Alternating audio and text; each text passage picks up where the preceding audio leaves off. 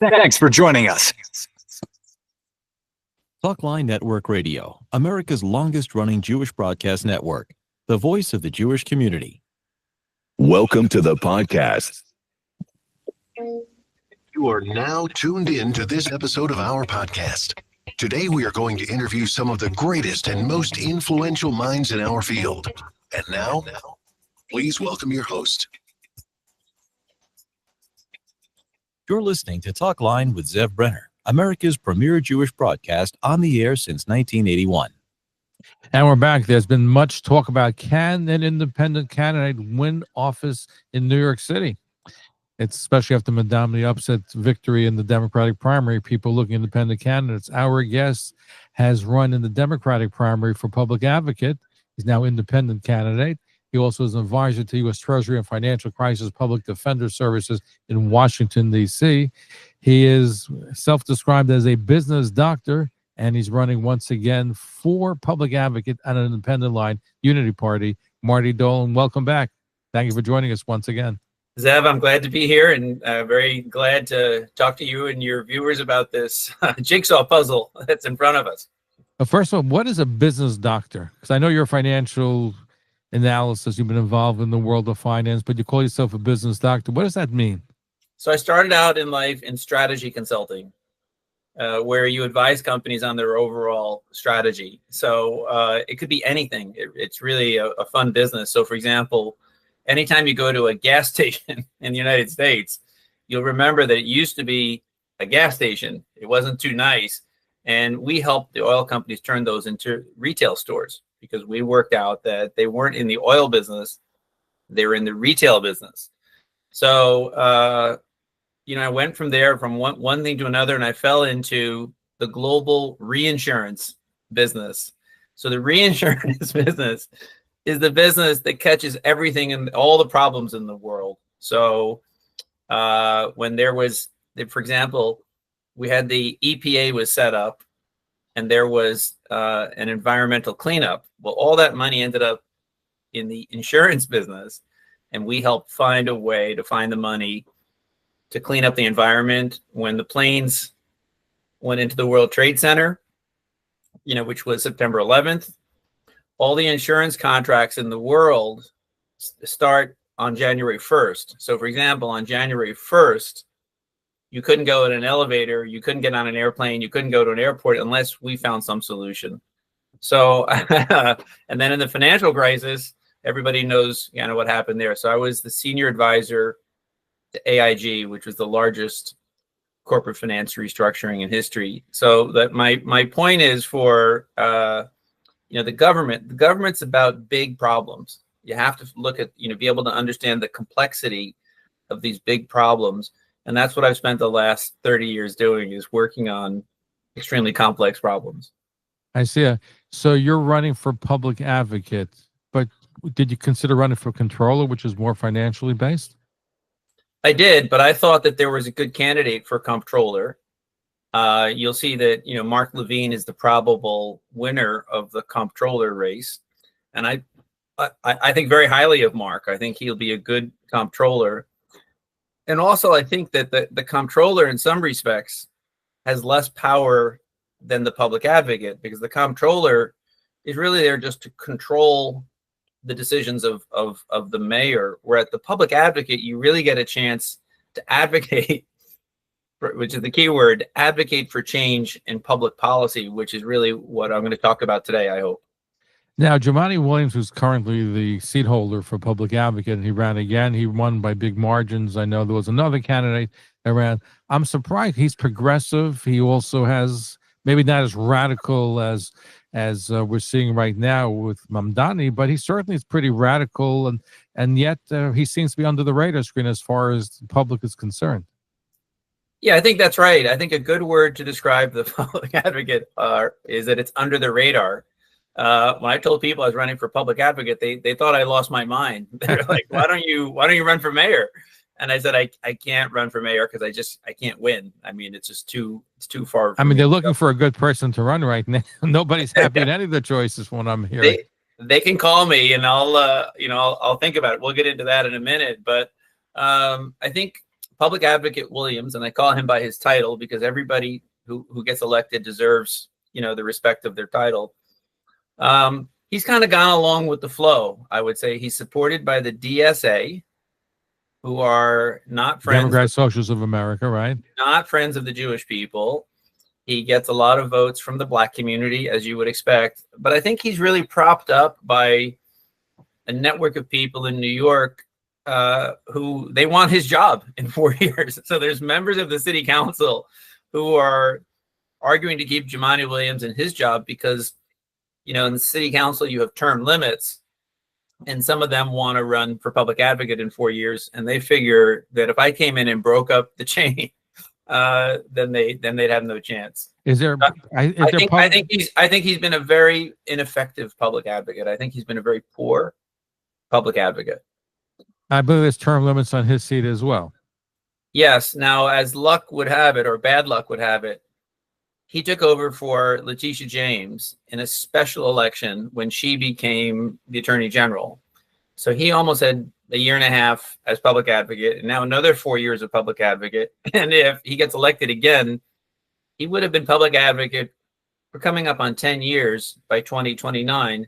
And it's such a waste of a powerful office when you can go in there and change public policy if you have the persistence to do it. And it's a bad mark on New York City that this guy has been public advocate, the number 2 job or number 3 job in the city. It would be for 10 years. And you're supposed to be shaping public policy in New York City. And he goes to protests and he lives on a military base. He lives on a military base in Brooklyn and, gets a motorcade. But doesn't like the police. He has a motorcade to work every day. And isn't really impacted by public safety the way, for example, I call the role of the public advocate is reinforcing the glue. So when you do carpentry and you put a table together, you put in the screws and you put in the legs, but you have to glue everything together. And when you had the protests at Columbia, it was like they took the glue out of the city because they didn't do anything about it.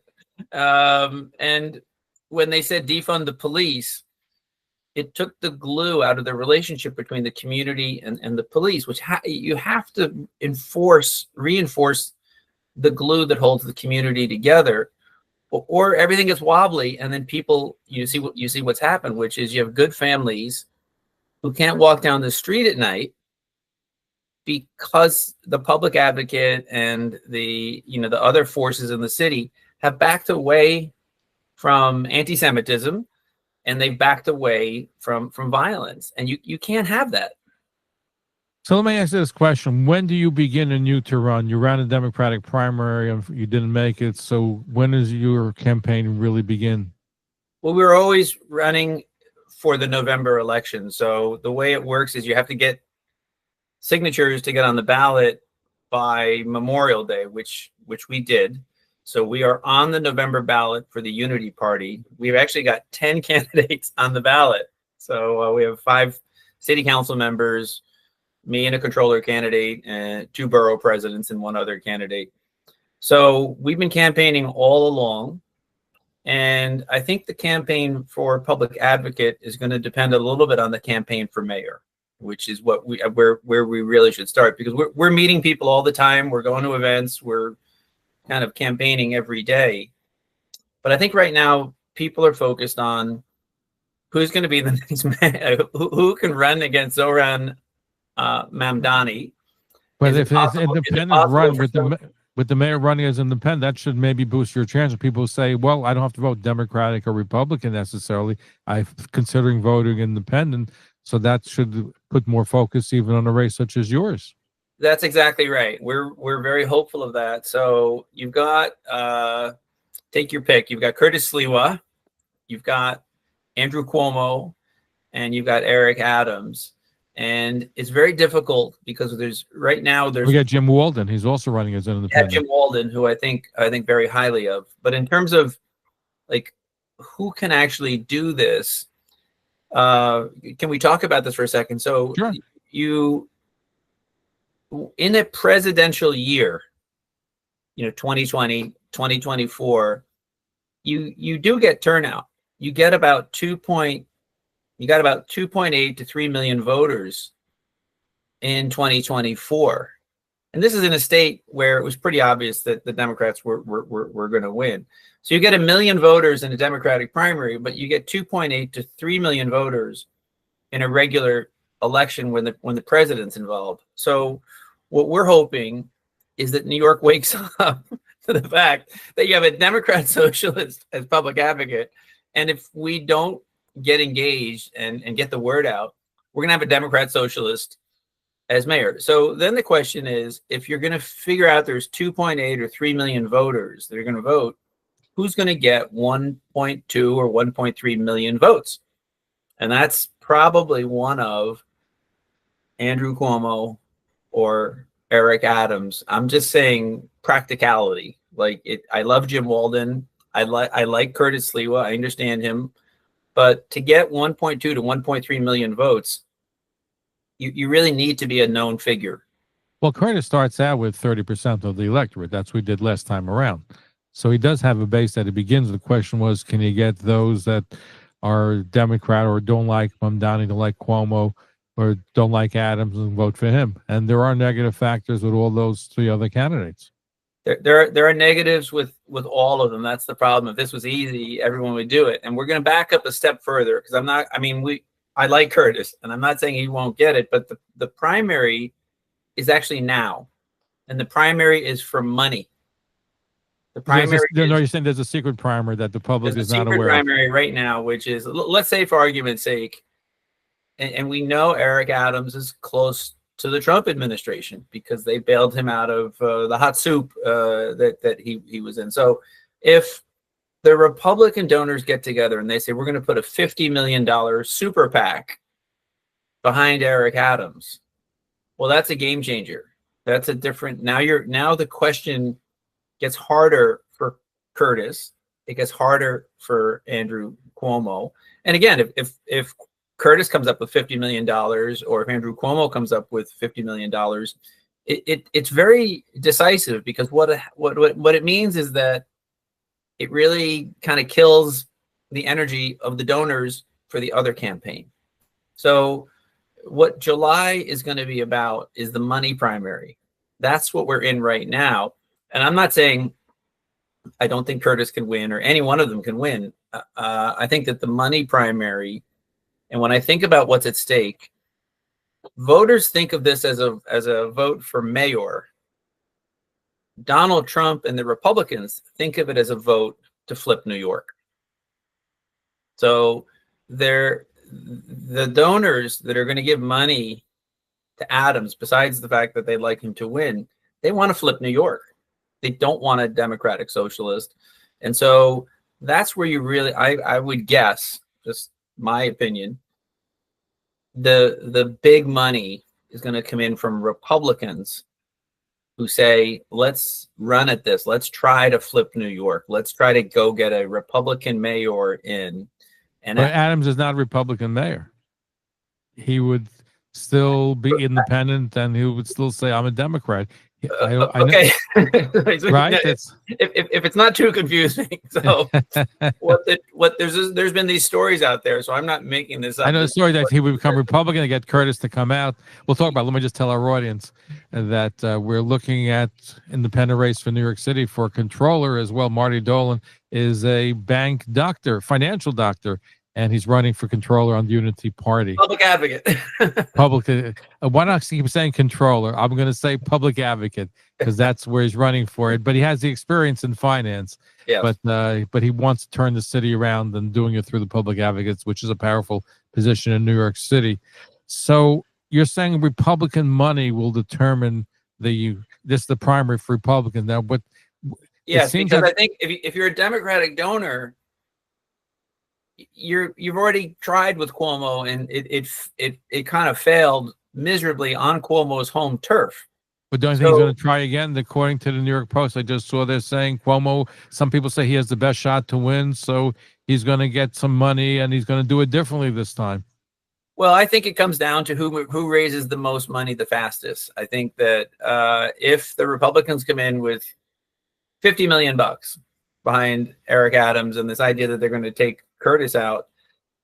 I think it's like choking the hose of Cuomo's financing, because Cuomo's backers are going to be like, look, this is, you got the big money is in on this. It's going to be hard. And I don't know the answer to these questions, but I know that Republican donors will not back Cuomo, but Republican donors and independent donors will back Adams on the condition that he become a Republican. Well, you have only one major problem, and I spoke to Curtis Lewa. I know there are rumors that he's going to go to Washington. He'll become deputy mayor in New Adams. He is not doing anything. He is staying put. He's staying for the race till the end. So, and I believe him. So if that's the case, and by the way, the Republican Party in New York doesn't really give money to any of the candidates, including to Curtis Lewa. If you're running as a Republican in New York, you got to raise the money on your own. So, which is a separate problem, and I think there has to be reform of the Republican Party here in New York City. But if Republicans put money in, putting on Adams is not going to make him a Republican, because Curtis is not going anywhere. So I think the story I've heard, and you're going to talk to Curtis. You should talk to Bill Ackman too. Bill has said he'd pay for the whole race if anybody wants to do it. I think the scenario that people are looking at is that, let's say Adams raises a ton of money. Just say that's the case. And then Cuomo looks at that and says, for the good of New York City, I'm going to drop out. You think he'll say that? I don't. I'm saying if. Okay, that's a very big if. And if that happens, then the pressure on Curtis would be a different story. The pressure would be insurmountable if Adams has got, $50 million, and if Cuomo has dropped out for the good of the city, then I think the pressure on, right now, nobody's really asking Curtis a specific question. They're asking him a general question. And I think the general question that the donors are all asking themselves is, of these three, who can get 1.2 million votes? And I don't know the answer to that, but I know that, that is the central thing. And the motivation is from the Republicans to try to flip the city. Now, how does that relate to the public advocate race? What I'm doing is it's very important, because I think if you had a majority vote, if everybody got together and they said, okay, who should be public advocate? Do we want Jumaane Williams or do we want somebody else? And let's say it's Marty Dolan. I think the majority of the voters in New York City, if they turned out, would say it's time for a change in the public advocate office. I think that what we need is a very energized November election. We need to get high turnout. We need to get everybody looking at this. And then I think we have a shot, because I don't think it's the case that 51% of New Yorkers believe we should have socialism. I think we've never really had a vote that was framed so clearly for the voters, which is, do you want far left or do you want middle? And that's one of the good things about this election coming up, which is it's going to get a lot of energy. And this is the time, because if we choose one way or the other, we got to live with it for 4 years. And those 4 years will include the midterm elections, which are like next year, and the presidential election in 2028. Now, if you go into the midterm elections and you go into the 28th presidential election and you have two Democrat socialists running New York, Zohran Mamdani and Jumaane Williams running New York, the Republicans are just going to pound that message down the throats of voters all over the United States. And so I think we're almost in like the first primary of the 2026 midterms. And so I hope we get an energized, I hope New Yorkers take this as seriously as I'm taking it. I always laugh about everything, but this is an important election. So let me answer the question, Marty. Marty Dolan's our guest, is that you have to paint the current public advocate, Jumaane Williams, as in the same league and time to Mamdani, as a progressive socialist that will doing damage to New York. And unless you time that way, it's going to be very hard to challenge him and to win. but I don't have to paint him that way. That's what he is. So But the public doesn't perceive him that way. You Correct. and I know that. But so the question is, so in your advertisement and your speaking and your whole campaign really has to be tying him to Mamdani. Well, he is tied to Mamdani. They are both in the DSA. The DSA has been it's an anti-Semitic organization as it relates to your audience. They believe in socialist principles. And if you can, I want to go back to my not my qualifications, but my prescription as a business doctor for New York, because I've never believed in voting against someone. I believe you should vote for someone. And I made that clear to the Democrats. That was their big mistake with Joe Biden, was that he was just against Trump. And you really need somebody. And it worked the first time around for him. I think the problem with New York is socialistic tendencies. And specifically what happens is the young people get off to a bad start. And we have a terrible results in our school system where you have illiteracy. You have people who come out and they can barely get a job at DoorDash. And you know what? This is back to the insurance world. You have what develops is something called a long tail liability, which is someone you pay for forever. If you get a 18, 19, 20-year-old and they come out of the school system and they can't really just get set up the right way, you end up paying for them with taxpayer money for the next 60 years. Now, that's because of a socialist mentality. So then you say to yourself, well, what are the tools?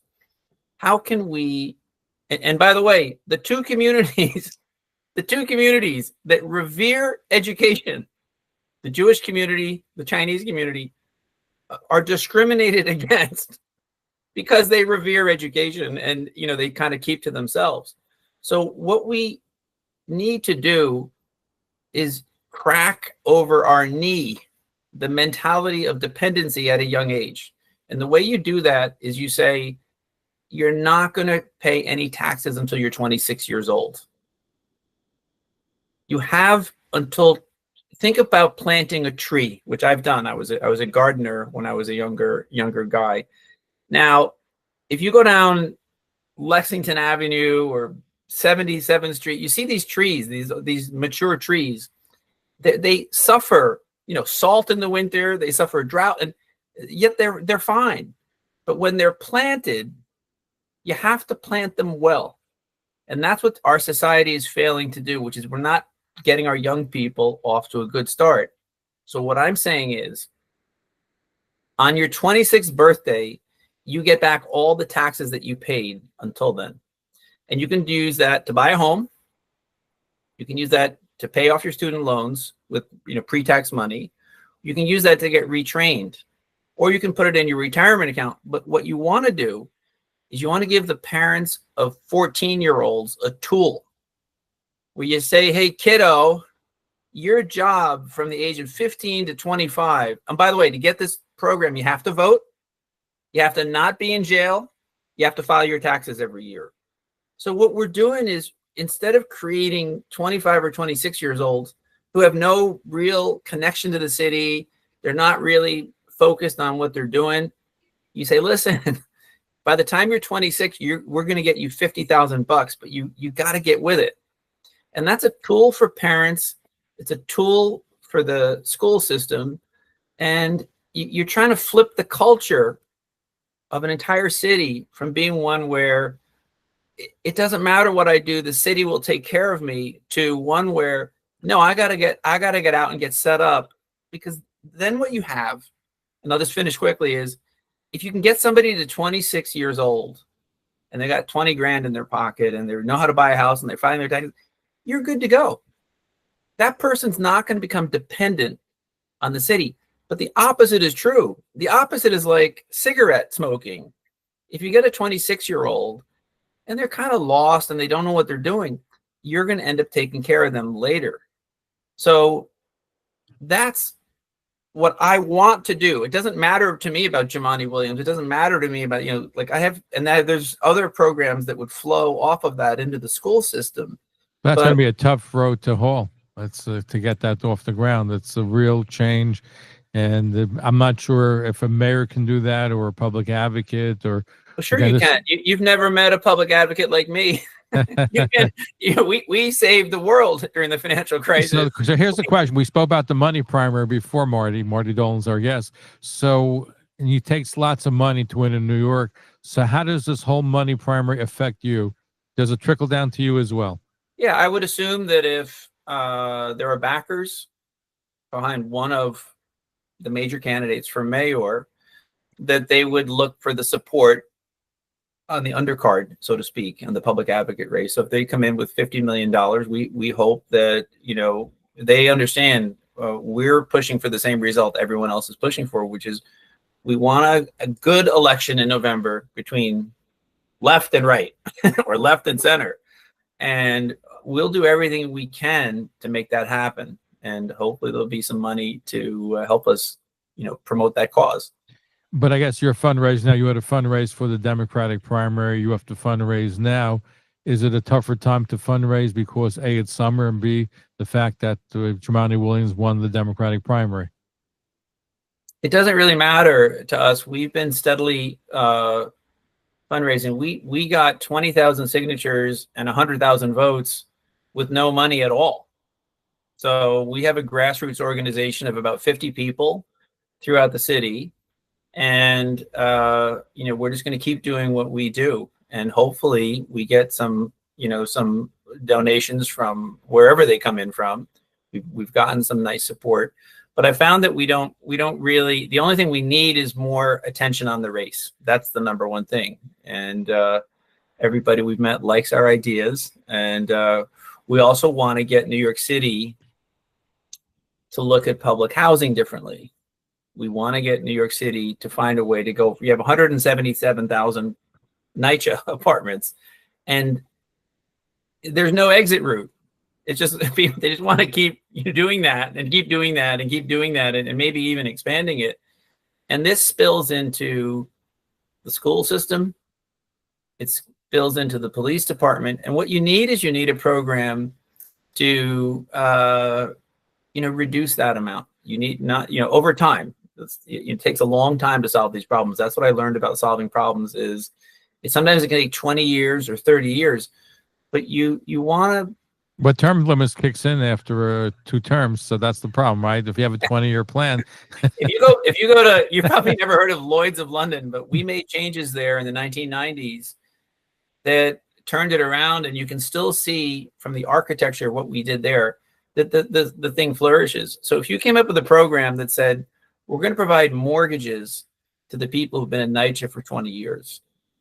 Okay, mortgages and equity vouchers. They can keep renting if they want, but mortgages, and so that we start to give people a path to advance. Now, if you go back to socialism versus a Democratic Party, Franklin Roosevelt had it right.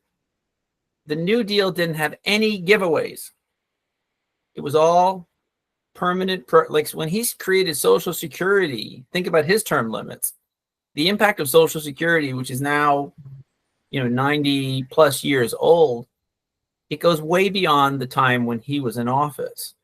The same with unemployment insurance, the same with the right regulation, and the same with the jobs programs and the bridges that he built and the schools that he built. So you need to think long-term as a public advocate, which is why it's an important role. Very important role. We have a few moments left. So are you saying that your campaign will be completely positive, won't be any negative attacks against the current holder of the job, Jumaane Williams? Is all going to be positive, or will it be a combination of tying him to Mamdani, but also your vision? We're focused on our vision. We haven't said a negative word about, I ran against AOC in 2024, and I thought my policies were better than hers. I think our policies are way better than what Jumaane Williams' policies are for. And really all we need is, the 30 seconds or 2 minutes that, for people to look at the race in the context of the mayoral race and see what's at stake, which is you could have a double DSA. You could have the DSA as mayor, and you could have the DSA as public advocate. And in particular, you kind of have a do-nothing public advocate, which it's a waste. There's so much that we could do with this office. We just like people to take a look at it. Our website is martydolan.org. Everything you need to know is there, including there's a little donation button in case you want to, start small. We don't need $1 million. Just put in what you can put in and then see how we do. I think the people we got 100,000 votes for our team without spending a dime. And it's because people think we have great policies and because we have good candidates. Business Dr. Marty Dolan, thank you for joining us. Thank you, Zev. Look forward to have you back. Thank you. Okay, bye. Thank you for tuning in to Talkline with Zev Brenner, America's premier Jewish broadcast, the pulse beat of the Jewish community. For continuous Jewish programs, talklinenetwork.com, or our 24-hour-a-day listen line at 641-741-0389. For past shows, you can find us on iTunes, Spotify, Amazon, YouTube, Instagram, and all major podcast platforms, or jewishpodcast.org. Thanks for listening to the talklinenetwork.com. Follow us on Facebook, Twitter, and Instagram.